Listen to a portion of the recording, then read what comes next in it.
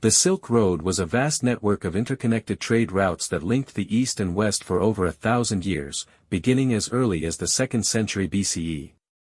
Rather than a single path, it was a complex system of overland and maritime corridors that facilitated the movement of goods, ideas, cultures, and technologies across Asia, the Middle East, and Europe.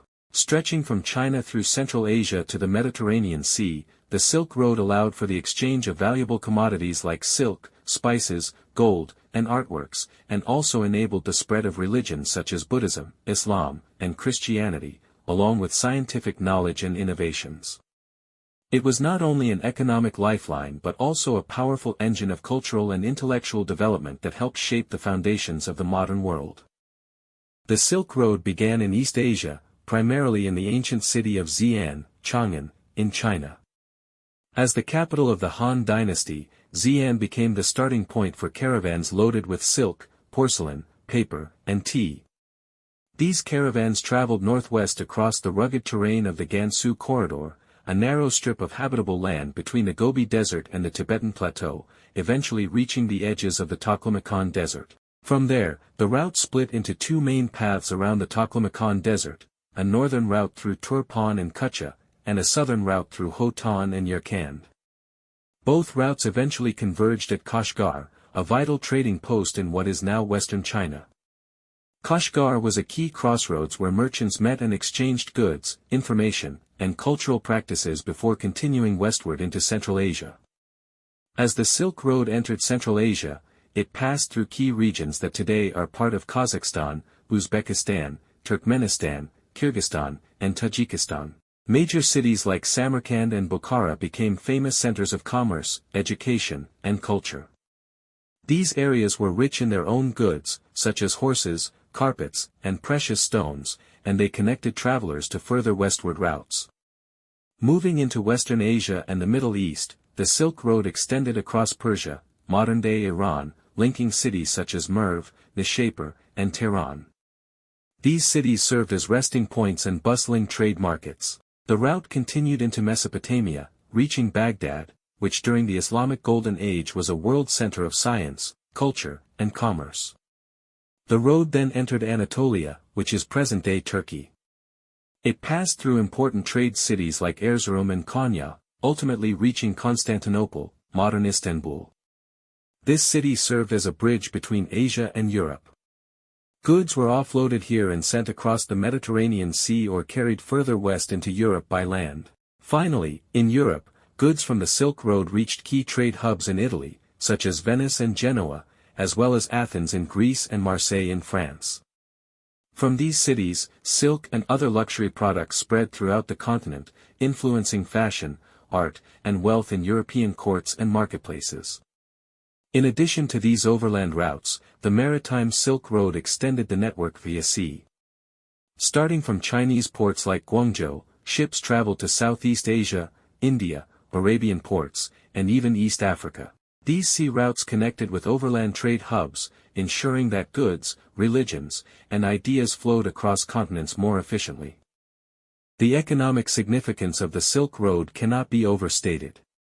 It enabled the movement of luxury goods such as silk, spices, jade, ceramics, glassware, paper, and precious metals across thousands of miles, creating thriving markets from China to Europe.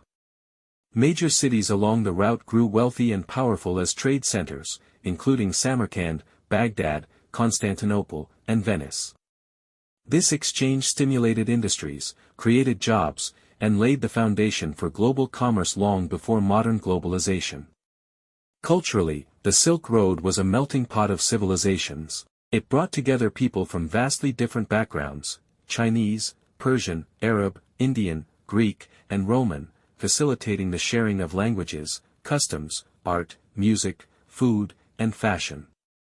Chinese silk and porcelain reached the Roman Empire, while Greco-Roman artistic styles influenced Buddhist statues in Central Asia.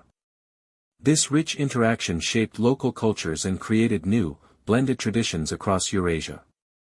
One of the most profound legacies of the Silk Road was its role in religious exchange.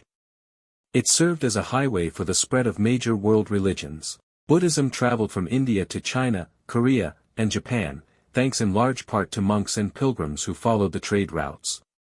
Christianity spread eastward into Persia and Central Asia, while Islam moved west and east through traders and missionaries, deeply influencing Central Asia, North Africa, and even parts of China. The Silk Road was also a channel for the exchange of scientific knowledge and technology. Chinese inventions such as paper, the compass, and gunpowder were gradually introduced to the Islamic world and later to Europe, transforming warfare, navigation, and communication. In return, the Islamic world contributed advancements in mathematics, astronomy, and medicine, which were absorbed into European knowledge during the Renaissance. Beyond the positive exchanges, the Silk Road also highlighted the shared vulnerabilities of civilizations.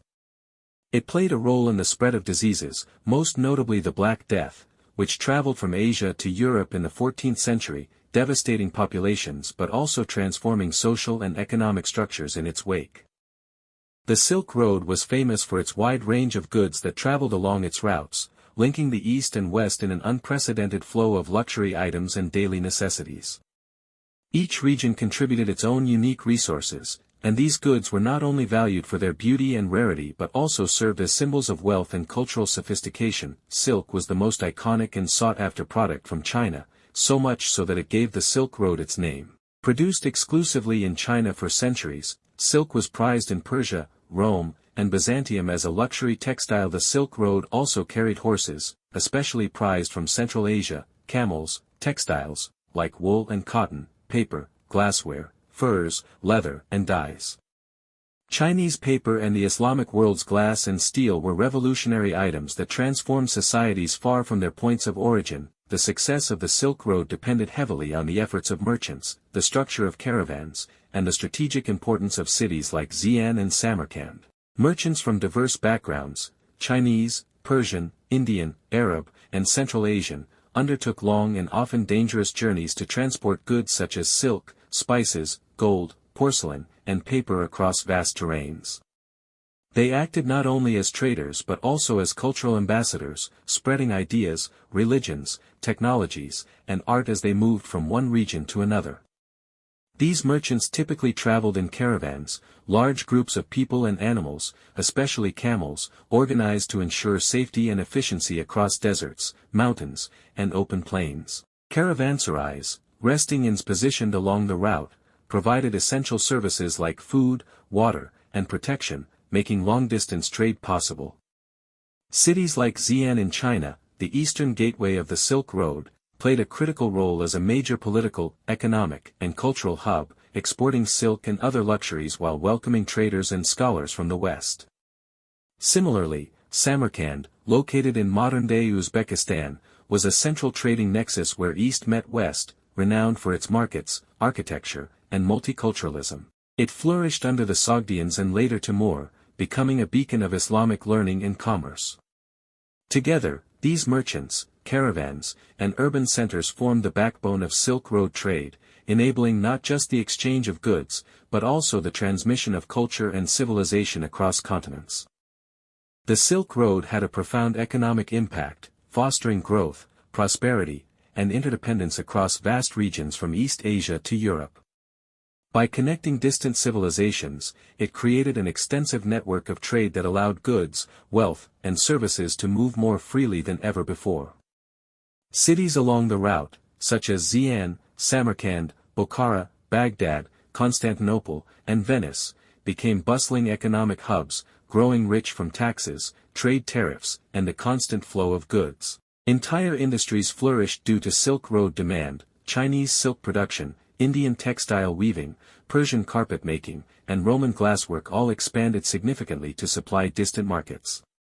Local economies transformed as farmers, artisans, merchants, and laborers found new opportunities in producing and transporting goods. The Silk Road also encouraged the development of banking systems, credit instruments, and long-distance business partnerships that laid the groundwork for more complex economies. Moreover, the constant circulation of luxury items elevated the tastes and expectations of elites, stimulating patronage of the arts and boosting urban economies. In essence, the Silk Road was not just a trade route, it was a powerful engine of economic integration that enriched regions culturally and financially, linking the fortunes of empires and shaping the global economy of the ancient and medieval worlds. The decline of the Silk Road in the 15th and 16th centuries was driven by a combination of political, economic, and technological factors that shifted the global trade landscape. One of the most significant reasons was the rise of maritime trade routes, particularly after European explorers like Vasco da Gama and Christopher Columbus opened new sea passages to Asia and the Americas. These maritime routes were faster, more cost-effective, and capable of transporting larger quantities of goods compared to the slow and dangerous overland caravans of the Silk Road. At the same time, political instability in Central Asia and the fragmentation of once powerful empires like the Mongol Empire disrupted the safety and consistency of overland trade. The Mongols had previously ensured security along much of the Silk Road during the period of Pax Mongolica, but their collapse led to regional conflicts, lawlessness, and the decline of essential trade hubs such as Samarkand and Bukhara. Additionally, the Ottoman Empire's control over key land routes between Europe and Asia further restricted access for European merchants and encouraged them to seek alternate sea routes. Technological advancements in navigation, shipbuilding, and cartography also made sea travel more viable and attractive. The establishment of powerful maritime empires, such as the Portuguese and Spanish, redirected global trade toward the oceans. In recent years, there have been significant efforts to revitalize the ancient Silk Road, most notably through China's ambitious Belt and Road Initiative, BRI, launched in 2013 by President Xi Jinping. This modern-day project aims to recreate and expand the spirit of the Silk Road by developing a vast network of infrastructure, trade routes, and economic partnerships that connect Asia with Europe, Africa, and beyond. The BRI consists of two main components: the Silk Road Economic Belt, which focuses on overland connections through Central Asia, the Middle East, and Europe, and the 21st century Maritime Silk Road, which enhances sea-based trade routes across Southeast Asia, the Indian Ocean, and East Africa. Through investments in railways, highways, ports, pipelines, and industrial parks, China and its partners aim to stimulate trade, reduce transportation costs, and encourage economic integration across regions. Countries such as Pakistan, Kazakhstan, Ethiopia, Greece, and Italy have become key participants in this initiative, benefiting from infrastructure development and new commercial opportunities. For example, the China-Pakistan Economic Corridor, CPEC, is a flagship BRI project that enhances connectivity between Western China and the Arabian Sea.